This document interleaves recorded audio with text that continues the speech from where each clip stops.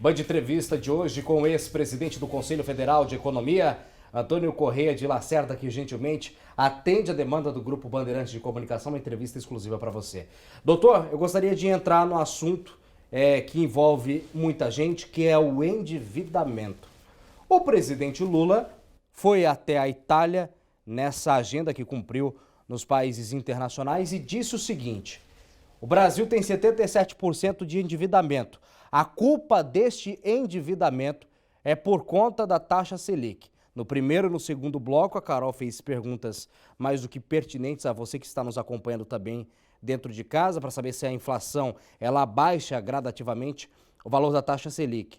Aí vai a pergunta, doutor: a população ficaria menos endividada se a taxa Selic tivesse na casa de 1 dígito e não tivesse na casa de 2 dígitos? E dá para abaixar caso a gente tenha novos investimentos e haja um benefício de Roberto Campos Neto, presidente do Banco Central? Sim, a taxa de juros ela impacta muito no endividamento, seja no endividamento do Estado, a dívida pública, né? Só a rolagem da dívida pública custa hoje 700 bilhões de reais ao ano, né? 7% do PIB. E a taxa ao consumidor, ele parte da Selic, embora seja muito mais elevada a taxa de juros ao consumidor. E grande parte dos endividados no Brasil estão nas modalidades mais caras, que são cheque especial, cartão de crédito rotativo e cheque especial.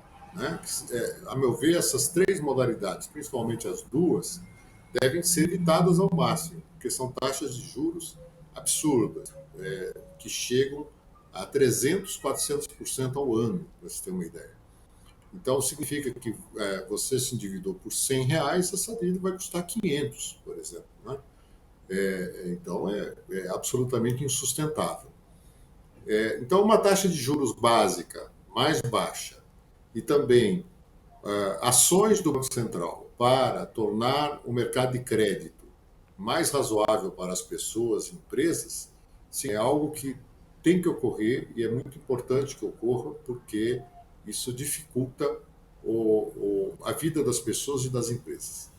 Doutor, o senhor como uma pessoa, né, da área da economia, né, um profissional, o que você diria, né, de que forma o senhor poderia orientar uma pessoa que quer investir em algo, de repente adquirir algum bem e, consequentemente, contrair uma dívida? É necessário sempre observar o cenário econômico do país como um todo antes de tomar uma decisão como essa? Porque acredito eu que o problema não é ter uma dívida, o problema é você ficar inadimplente, né?